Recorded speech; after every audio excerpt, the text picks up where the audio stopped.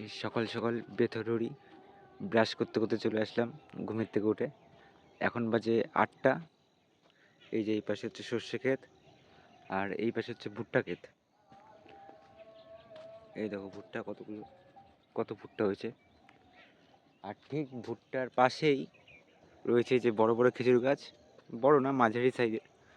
দেখতে পাচ্ছ যে হাঁড়ি লাগানো, রস পড়ছে। চলো তোমাদের একদম ছোট হাঁড়ি দেখাচ্ছে। এটা ছোট গাছে, একদম ছোট গাছে হাঁড়ি।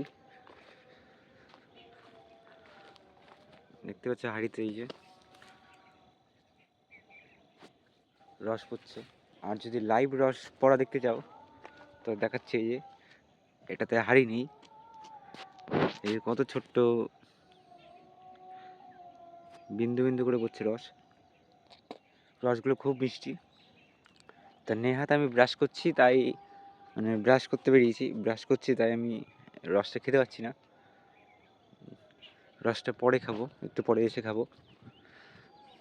দেখতে পাচ্ছি যে ড্রামটাই ভরছে, কলসির ভেতর তো দেখানো যাবে না, তাই এটার থেকে দেখো এই যে রস পড়ছে কত সুন্দর।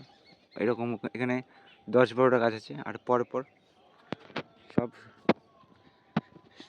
খেজুর গাছ সব।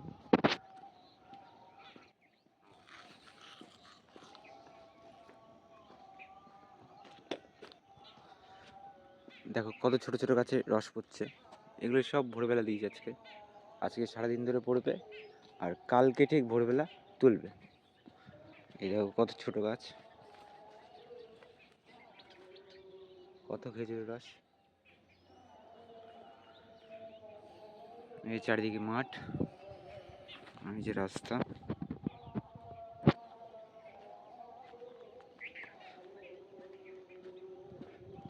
দেখো ভুট্টা গাছে কত সুন্দর সুন্দর ভুট্টা হয়েছে।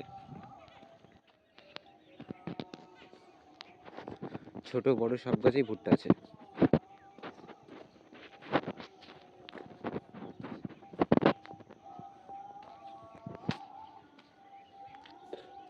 জায়গাটা হচ্ছে বেথরডুরি, খিদিরপুর চৌরাস্তার মোড়।